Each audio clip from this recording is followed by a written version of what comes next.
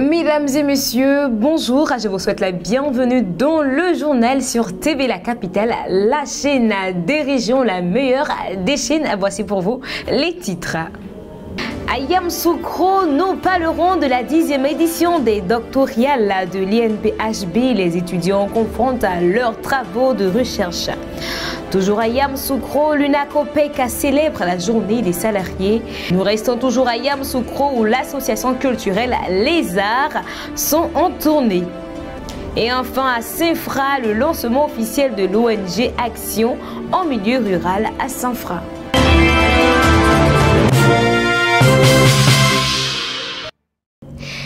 Le lundi 18 novembre 2024, l'Institut national polytechnique Houphouët-Boigny de Yamoussoukro a organisé la 10e édition des doctorales, une plateforme d'échange pour les doctorants.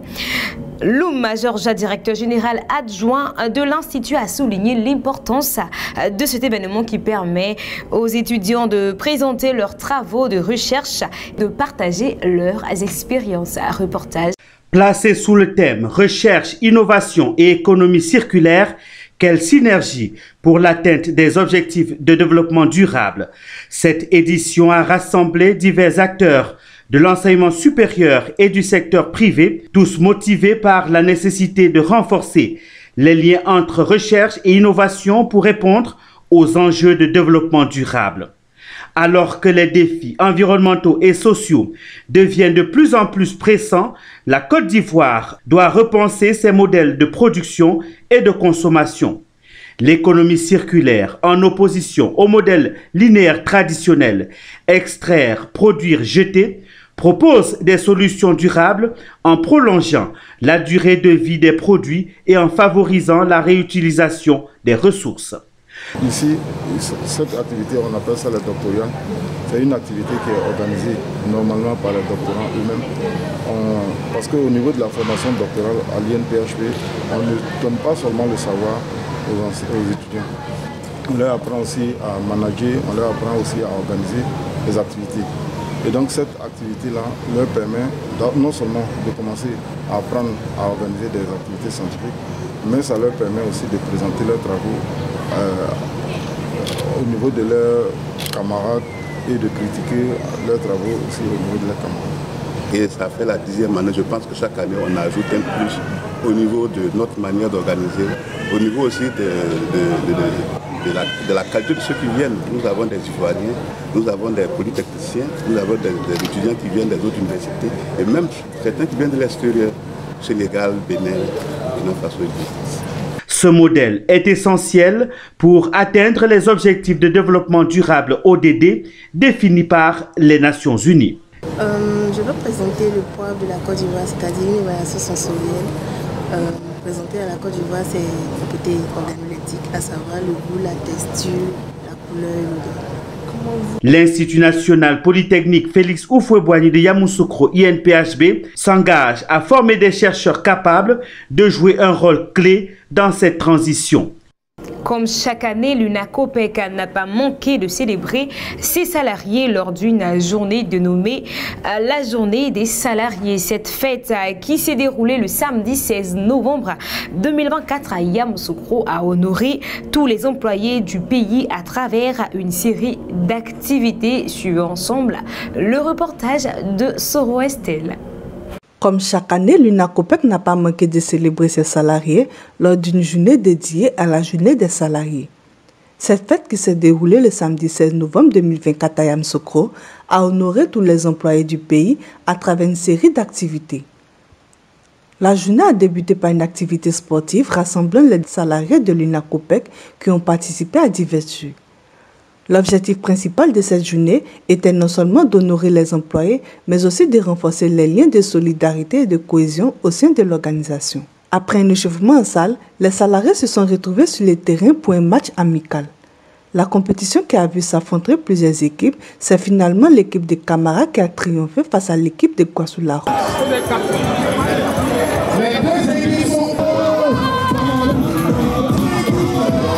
En fait, lui, l'UNACOPEC, à travers sa mutuelle des salariés, a décidé d'honorer les salariés. Et on a fait une journée qu'on appelait Journée des salariés. C'est un lieu où les salariés vont se mettre en valeur, vont se remettre en cause, vont se mettre ensemble pour donner notre dynamisme à la société. Cette manifestation, en plus d'être une manifestation sportive, elle est une manifestation studieuse. Il y aura des conférences sur le fonds commun des placements où on va nous montrer comment, à travers une utilisation des ressources, on puisse vraiment capitaliser ces ressources-là, que chacun puisse vraiment se sentir à l'aise quand il parle à la retraite. C'est important parce que sans salarié, il n'y a pas d'entreprise, et c'est vice-versa. Sans entreprise, il n'y a pas de salarié. Et c'est important que les salariés soient ensemble, ces salariés se mettent ensemble pour donner un nouveau dynamisme à notre structure, à notre besoin. Dans l'après-midi, l'accent a été mis sur l'enrichissement intellectuel avec des conférences portant sur les thèmes de développement personnel et les fonds de placement. Ces interventions ont suscité un vif intérêt et ont permis aux participants de bénéficier de conseils pratiques pour leur épanouissement professionnel.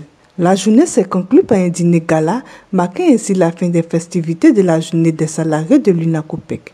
Cette journée a été l'occasion de célébrer le travail acharné des salariés tout en valorisant un esprit d'équipe et de convivialité au sein de l'organisation. Pour rappel, l'Union nationale des coopératives d'épargne et de crédit de Côte d'Ivoire incarne la vision d'une Côte d'Ivoire où l'inclusion financière est un droit pour tous. Culture, les armures, une initiative du conteur Kwame Vignon se consacre à l'art oratoire en mettant en avant les riches traditions africaines. En partenariat avec le service de coopération et d'action culturelle de l'ambassade de France en Côte d'Ivoire, cette association a organisé une tournée de contes dénommée Les Causeries Nocturnes à Yamoussoukro le 20 novembre dernier. Reportage d'Inès Nda.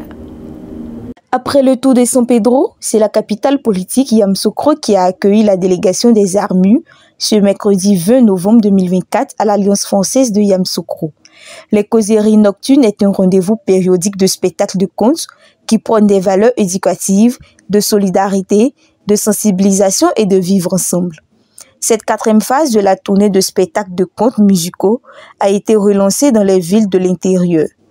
Pour les initiateurs, ce thème est spécial car il permet aux enfants de s'imprégner des valeurs telles que la solidarité, la cohésion sociale, la détermination et le vivre ensemble. Je suis Kwame Vignon, je suis comédien, metteur en scène et président de l'association culturelle Les Armures. C'est l'association qui a créé les Causeries Nocturnes.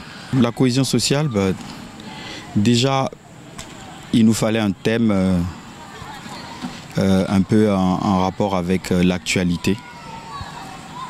Partout dans le monde entier, on parle de guerre, on parle de tensions entre les nations, de tensions entre les communautés. Et puis surtout, là, en Côte d'Ivoire, c'est bientôt les élections, l'année prochaine.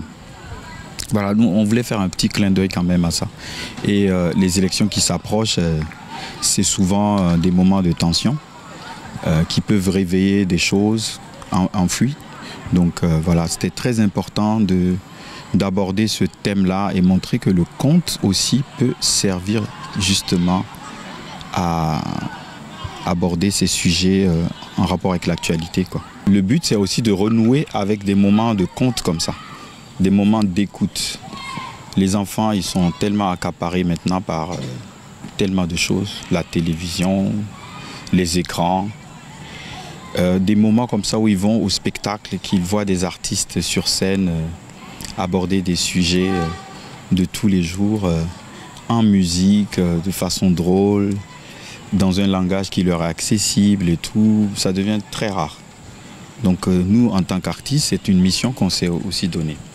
Ensuite, deuxième message, par rapport à la cohésion sociale et tout ce qu'on dit, on parle du vivre ensemble, qui comprennent que, par exemple, le conte qui parle de la mésentente entre les deux frères, qu'ils retiennent la leçon à la fin qui dit que même quand c'est gâté, on peut toujours réparer et qu'il faut toujours garder le dialogue, ne pas tout de suite aller à la bagarre, il faut continuer à se parler.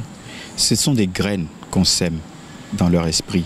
Je me nomme Kofi Senti-Chemoniola, j'ai 11 ans, je viens du collège de Notre-Dame des Lacs 2 et je suis en 6e 3. j'ai retenu dans ce conte qu'il faut avoir de l'amour entre des frères et la paix, la cohésion sociale que vous partagez. Quand tu gagnes quelque chose, il faut partager avec ton frère.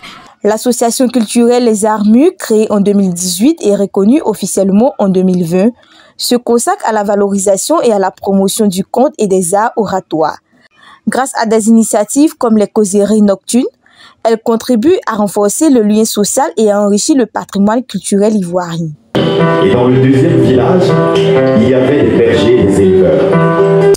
Nous terminons avec cette information de Sanfra. L'organisation non gouvernementale Action en milieu rural a officiellement lancé ses activités à Sanfra ce samedi 16 novembre 2024 à la place Douafla. Cette initiative vise à soutenir les femmes rurales travaillant dans l'agriculture en les aidant à subvenir à leurs besoins et en promouvant leur autonomisation. Sous la présidence d'Epiphana Zorobi Balo, président de la Haute Autorité pour la bonne gouvernance, et avec Sita Ouattara Keïta, maire de Gbéléban, comme marraine à la cérémonie, a également vu la présence du ministre Adama Koné ainsi que plusieurs élus et cadres régionaux. Reportage de Inessa Nda. Le lancement de l'ONG Action en milieu rural représente un rêve réalisé pour la présidente Armelle Zoro. S'inscrivant dans la vision du président Alassane Ouattara qui souhaite faire de l'agriculture un pilier du développement durable, l'ONG se donne pour mission d'améliorer les conditions de vie des femmes rurales.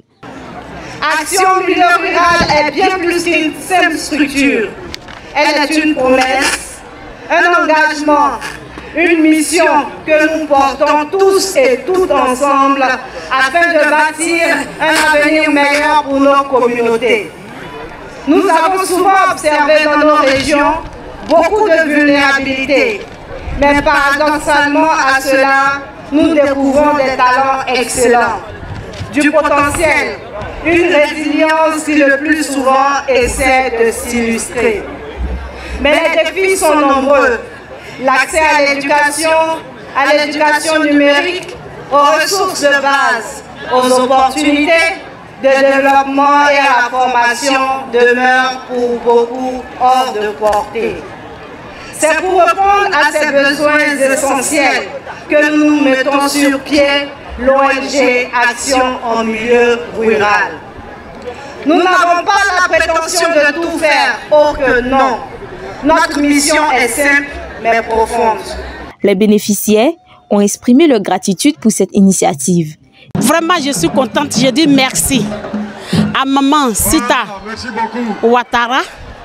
Je dis merci à madame Zoro Epiphane. Je dis merci au ministre Zoro Epiphane. En tout cas, madame Zoro m'a beaucoup soutenue en conseil. Et c'est elle-même qui m'a mis même en idée de faire une coopérative. Vraiment, je lui tire mon chapeau. Sans elle, je n'allais pas arriver là. Et seul le travail paye. Si je suis arrivée là aujourd'hui, c'est en fonction de mes efforts que je suis arrivée là. Sita Ouattara, la marraine de l'événement, a exprimé son soutien à cette démarche. Je suis venue auprès de ma fille Armelle, qui a une ONG Action en milieu rural. Et je suis la marraine, elle m'a choisie comme la marraine de son ONG. Et j'ai été édifiée, j'ai été vraiment très contente de voir toutes ces femmes qui sont derrière elle. Et c'est une femme battante. Je pense que nous allons travailler ensemble, nous allons faire de grandes choses, nous allons aller partout, que ce soit des partenariats en Europe, aux États-Unis, et même en Arabie Saoudite, dans les pays des Émirats. Pour marquer son soutien, Sita Ouattara a fait un don substantiel d'une valeur de 30 millions de francs CFA, comprenant des équipements tels que les broyeuses, des tricycles, des bottes, des brouettes, des tamis, des glacières, des produits phytosanitaires ainsi qu'une enveloppe de 3 millions de francs CFA en espèces. Epiphane Zorobi Balo a salué cette initiative, affirmant que ce rassemblement illustre la capacité à unir les efforts pour le bien-être de la communauté. Il a également réaffirmé que le développement local demeure une priorité.